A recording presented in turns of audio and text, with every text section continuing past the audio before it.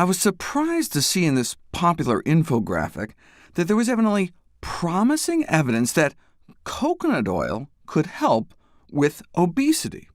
Well, if you pump the stomachs of rats with purified medium-chain fatty acids, one component of coconut oil, they end up eating less food, but you don't know if there's any relevance to humans until you put it to the test.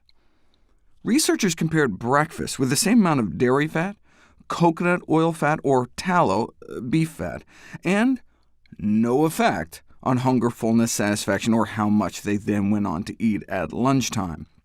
So where did this whole idea that coconut fat was somehow different come from? Well, 6 years ago, an open-label pilot study was published. They asked 20 men and women to eat 2 tablespoons of coconut oil a day for a month, and the men appeared to lose about an inch off their waist. Now, open label means that the participants knew what they were eating. There wasn't like some placebo control. In fact, there was no control group at all, so you don't know if the effects would have just happened anyway without the coconut oil.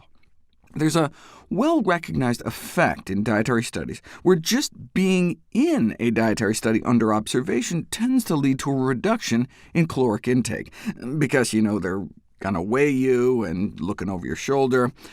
But there had never been a controlled study of coconut oil and waistlines in men and women until 2015.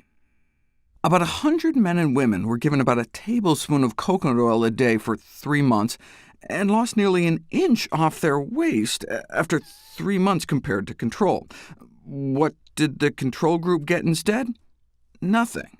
There was no placebo, and so they were comparing doing something with doing nothing. And when one does that, there's often a placebo effect, regardless of the true efficacy of the treatment.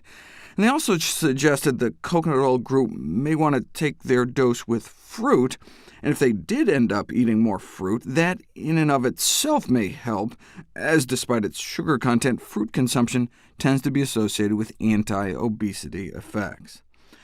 What we need to see if coconut oil has some special effect is to give people a spoonful of coconut oil versus some other oil and see if there's any difference.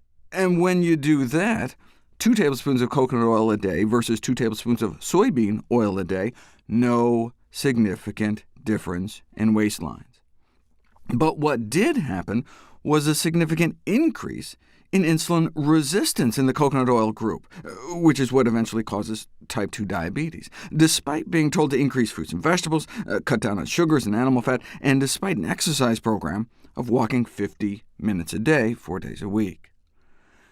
The only other placebo-controlled study of coconut oil and waistlines was published in 2017, and no significant changes in weight, or waist, or hip measurements, total fat, belly fat, nor butt fat. No benefit to coconut oil for obesity over placebo shown in any study to date. So how can coconut oil proponents get away with saying otherwise? Well, they like to talk about studies like this, showing that Pacific Islanders who ate more traditional coconut-based diets are slimmer than those eating more modern diets with fewer coconut products. But guess what they were eating instead? The modernized dietary pattern was primarily characterized by high intakes of sausage, eggs, and processed food.